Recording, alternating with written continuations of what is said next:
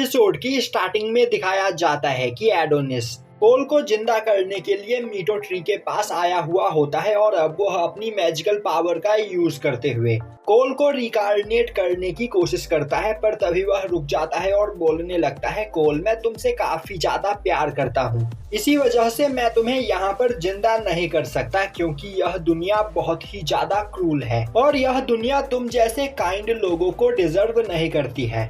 और अब वह अपने मेमोरी रिप्लेस टेक्निक का यूज करता है जिससे वहां पर कोल नहीं बल्कि डोरोका रिकार्नेट हो जाती है। यह देखकर आसपास खड़े सभी विचेस बहुत ही ज्यादा हैरान होते हैं और अब एडोनिस डोरोका के पास जाते हुए बोलता है, मैं किसी का भी कर्जा अपने ऊपर उधार नहीं रखता हूँ, तो यहाँ पर तुम्हें दोबारा से रिकार्नेट करके मैंने तुम्हारा कर्जा उतार दिया है क्योंकि तुमने अपनी जान पर खेलकर मेरी जान बचाई थी, इसीलिए मैंने तुम्हें तुम्हारी लाइफ वापस लौटा दी। तभी डोरोका वहां पर खुद को बिना कपड़े के देखकर काफी ज्यादा परेशान हो जाती है। तभी एडोनिस उसके पास जाते हुए उसे पहनने के लिए कुछ कपड़े देता है। अब डोरोका बोलती है, आखिर कोल कहाँ पर है। दूसरी ओर ओफिलिया गुस्से में एडोनिस को देख रही होती है और अब वह बोलती है, एडोनिस आखिर तुम हमारे साथ ऐसा कैसे कर सकते हो, हम लोगों ने यहाँ पर तुम्हारी जान बचाई और तुम्हें अपने इस सीक्रेट जगह पर लेकर आए और तुम्हारा इलाज किया, पर इसके बावजूद तुम हमें इस तरह कैसे धोखा दे सकते हो, तुमने हमारी पूरी मेहनत पर पानी फेर दिया। वहीं पर खड़ी बाकी की विचेस बोल रही होती है, यह एक इंसान है और इंसान एहसान फरामोश होते हैं।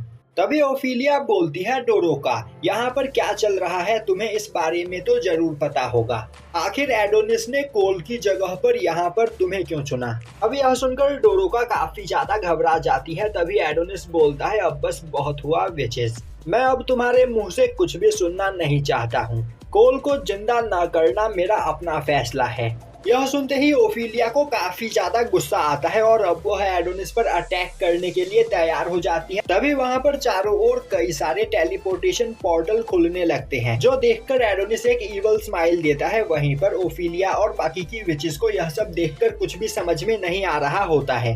अब ओफिलिया बोलती है, आखिर ऐसा कैसे हो सकता है, आखिर इंसानों को हमारी इस लोकेशन के बारे में कैसे पता चला, एडोनिस जरूर यहाँ पर तुमने कुछ किया है। तभी एडोनिस अपनी उंगली के अंदर से एक जीपीएस डिवाइस को बाहर निकालता है और अब वह बोलता है, मैं एक एस रैंक प्रिजनर हूँ जिस वजह से मेरे अंदर यह जीपीएस सेट किया गया था और मैंने पहले इस जीपीएस को अपनी बॉडी के अंदर से नहीं निकाला था क्योंकि मैं इंसानों को अपने हाथों से मारना चाहता हूँ, मैं यह काम मेरे अलावा किसी और को नहीं करने दूंगा। तभी वहां पर एक बहुत बड़ा ब्लास्ट होता है और इस ब्लास्ट से पूरा मीटो ट्री डिस्ट्रॉय हो जाता है, जो देखकर ओफिलिया और भी ज्यादा परेशान हो जाती है। और यह ब्लास्ट किसी और ने नहीं बल्कि डायरेक्टर यामाटो ने वहां पर किया होता है, जो कि अपने कई सारे सोल्जर्स के साथ वहां पर पहुंच चुका होता है।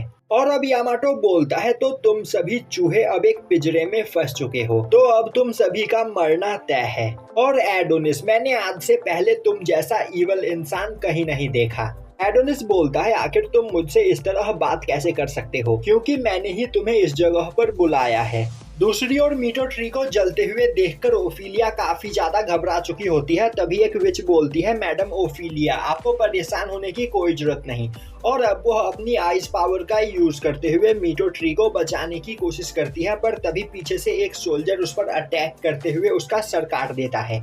तभी ओफिलिया सेंट मारिया नाम की एक विच को अपनी पावर का यूज करने के लिए बोलती है। यह सुनते ही सेंट मारिया अपनी पावर का यूज करते हुए वहां पर मौजूद सभी विचेस को एक आर्मर पहना देती है और अब सभी विचेस भी फाइट के लिए तैयार हो जाते हैं। दूसरी ओर यामाटो एडोनिस पर अटैक करने के लिए तैयार होता है। तभी एडोनिस अपनी समनिंग मैजिक का यूज करने की कोशिश करता है। उसी वक्त यामाटो काफी तेजी से अपने स्वॉर्ड से एडोनिस पर अटैक करता है, पर एडोनिस उसके अटैक को डॉज करते हुए अपने मैजिक से यामाटो के पास मौजूद गन को अपने हाथ में ले आता है और अब वह उस गन से शूट करके यामाटो को दूर फेंक देता है, पर यामाटो अपने पहने गए आर्मर की वजह से वहां पर बच जाता है। दूसरी ओर एडोनिस बोल रहा होता है, यह गन नॉर्मल गन से बहुत ही ज्यादा पावरफुल है, यह मुझे काफी ज्यादा पसंद आई। तभी यामाटो अपने डिफेंसिव गियर के डिफेंस को और भी ज्यादा स्ट्रॉन्ग कर लेता है। उसी वक्त एडोनिस लगातार उस गन से यामाटो को शूट करने लगता है। उस गन की बुलेट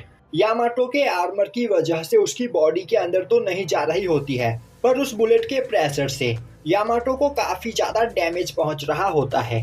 तभी एडोनिस बोलता है, तुम तो मुझे मारने के लिए आए थे, पर यहाँ पर इतनी जल्दी तुम्हारी हालत खराब हो गई, तो क्या अब तुम मरने के लिए तैयार हो? और यह बोलते हुए एडोनिस यामाटो को मारने ही वाला होता है कि तभी पीछे से डोरोका आते हुए उसे रोक देती है। दूसरी ओर एक विच माया अपनी क्रिस्टल मैजिक का यूज करते हुए कई सारे सोल्जर्स को क्रिस्टल में बदल देती है। वहीं पर वैनम विच डाका अपने पॉइजन स्नेक का यूज करते हुए सभी सोल्जर्स को मारे चली जा रही होती है। और इसी तरह बाकी की सभी विचेस भी अपनी अपनी पावर का यूज करते हुए सभी सोल्जर्स को मारे चले जा रहे होते हैं। तभी ओफिलिया अपनी पावर का यूज करते हुए उसके चारों ओर मौजूद सोल्जर्स को हवा में उड़ाने लगती है। अब यह देखते ही सभी सोल्जर्स अपने बुलेट से ओफिलिया को शूट करने की कोशिश करते हैं, पर उन सभी के बुलेट्स ओफिलिया के बगल से गुजर जाते हैं। और अब ओफिलिया सभी सोल्जर्स को एक जगह पर इकट्ठा करते हुए उन्हें मसल देती है, जिससे वहां पर मौजूद सभी सोल्जर्स मारे जाते हैं। और यह देखकर ओफिलिया बोलने लगती है, इंसानों ने हमें अंडर एस्टिमेट किया, इसीलिए वह हार गए। पर तभी वह देखती है कि वहां पर कई और सारे सोल्जर्स पहुंच चुके होते हैं और वह लगातार विचेस को मारे चले जा रहे होते हैं। और अब हमें पता चलता है कि अपनी टेलीपोर्टेशन डिवाइस का यूज करते हुए लगातार सोल्जर्स उस जगह पर आए चले जा रहे होते हैं। और सैमंथा घायल हालत में होने के बाद भी अपने डिवाइस का यूज करते हुए उन सभी सोल्जर्स को टेलीपोर्ट कर रही होती है। वहीं पर वह एक मीटिंग के बीच में मौजूद होती है। तभी वहां पर बैठा एक पर्सन बोलता है, आज से 10 साल पहले हमने सभी विचेस को मार दिया था, तो आखिर आज के टाइम पर भी इतने सारे विचेस यहाँ पर जिंदा क्यों हैं? सैमंथा, मैं तुमसे यह सवाल पूछ रहा हूँ, आखिर वह सभी विचेस चांद पर कैसे पहुंची और उन्होंने वहां पर अपना ठिकाना कैसे बनाया?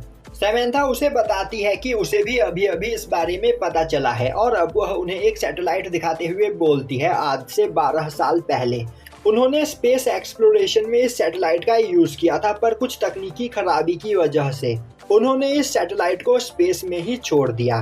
पर तब विचेस ने इस सैटेलाइट का यूज किया चांद पर जाने के लिए, जिससे कोई भी उन्हें नोटिस नहीं कर पाया। और उन्होंने कभी भी नहीं सोचा था कि चांद पर भी जाकर कोई बच सकता है, इसीलिए उन्होंने इस बात पर ध्यान नहीं दिया। और इसी का फायदा उठाते हुए विचेस ने चांद पर अपना ठिकाना बना लिया। अभी वह आदमी गुस्से में चिल्लाते हुए बोलता है, यह सब कुछ आज तुम्हारी वजह से हो रहा है, क्योंकि तुमने इन सभी चीजों का ख्याल नहीं रखा। अगर तुमने इन सभी चीजों का ख्याल रखा होता तो आज हमारे किंगडम को इतना नुकसान नहीं होता।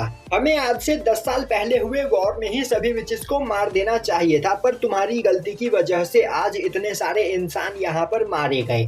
तभी बगल में बैठा एक पर्सन बोलता है, आखिर तुम इतने गुस्से में क्यों हो? इसमें क्या हुआ? अगर हम 10 साल पहले विचेस को नहीं मार पाए तो आज मार देंगे। दूसरी ओर यामाटो को याद आ रहा होता है कि DAM डिवाइस को ऑन करने की वजह से यूकी की हालत काफी ज्यादा खराब हो गई थी। वहीं पर यामाटो से यह सब कुछ नहीं देखा जा रहा होता है और अब वह सैमंथा से बोलता है कि यह सब कुछ मेरी गलती की वजह से हुआ है। जब मैं नेशनल सिक्योरिटी टेस्ट को पास करके यहाँ का डायरेक्टर बन गया, तब यूकी ने मुझे सपोर्ट करने के लिए काफी ज्यादा मेहनत की और वह यहाँ की वाइस डायरेक्टर बनी, जिससे मेरे कंधों पर ज्यादा वर्कलोड ना पड़े। और यह सबसे कम एज में डायरेक्टर बनने वाली लड़की है।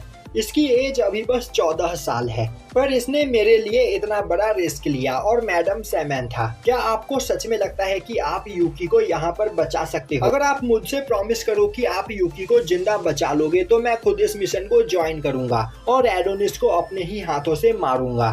अब यह सब याद करते हुए यामाटो गुस्से में बोलता है, एडोनिस, यह सब कुछ तुम्हारी वजह से हुआ है। तुम्हारी ही वजह से आज यूकी इस हालत में है, तो मैं तुम्हें जिंदा नहीं छोड़ूंगा। यह बोलते हुए वह अपने आर्मर की पावर को 500% बढ़ा लेता है।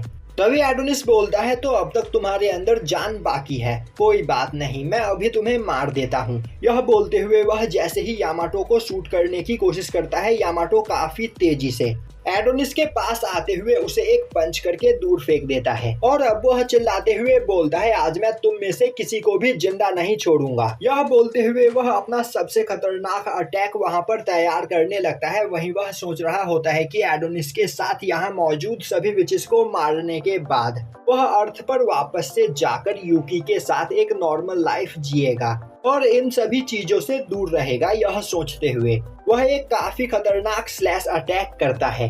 अब उस स्लैश अटैक के सामने आने वाली सभी विचेस के 2 टुकड़े हो जाते हैं। वहीं पर एडोनिस जैसे तैसे करके उस अटैक को डॉज करता है।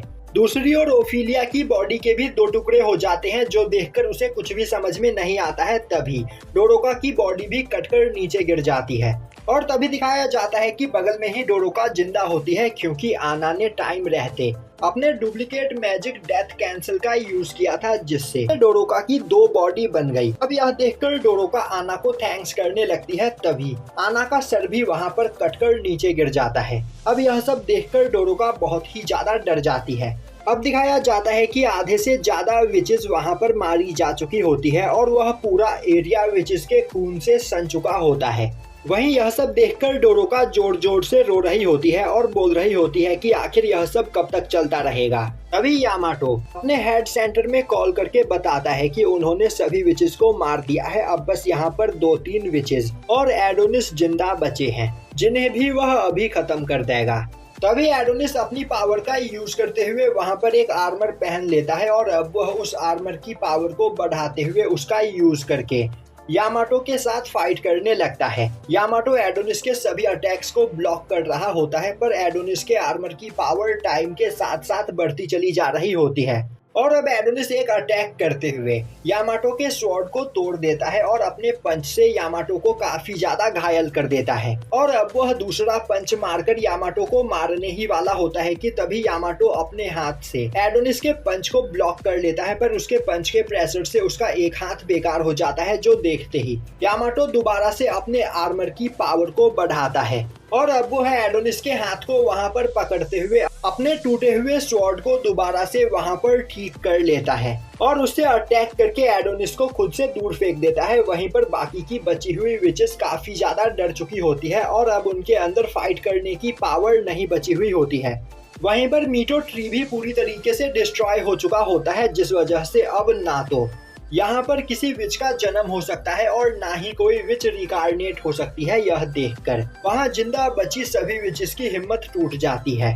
तभी सेंट मारिया अपनी बची हुई सभी साथियों को मोटिवेट करने की कोशिश करती है। उसी वक्त पीछे से एक सोल्जर आते हुए सेंट मारिया को मार देता है, जो देखकर सभी विचेस और भी ज्यादा डर जाती है। तभी वहाँ पर कई और सारे सोल्जर्स भी पहुंच जाते हैं और अब वह एक एक करके वहां पर बची हुई विचेस को पकड़ पकड़ कर मारने लगते हैं। दूसरी ओर यामाटो दोबारा से एक काफी खतरनाक टेक्निक का यूज करता है। एडोनिस उसे रोकने की कोशिश करता है, पर एडोनिस उसके अटैक से टकराते ही पीछे हट जाता है। इस मौके का फायदा उठाते हुए यामाटो अपने स्वॉर्ड को एडोनिस के कंधे में दे मारता है और अब वो है एडोनिस पर दोबारा से अटैक करने के लिए आगे बढ़ ही रहा होता है कि तभी एडोनिस एक जाइंट स्वॉर्ड से अटैक करते हुए यामाटो के एक हाथ को काट देता है, पर यामाटो अपने सूट की मदद से अपने ब्लीडिंग को वहीं पर रोक देता है। तभी एडोनिस हंसते हुए बोलता है, मैं तुम्हारी आंखों में बदले की भावना देख पा रहा हूँ और यह देखकर मुझे बहुत ही अच्छा लग रहा है।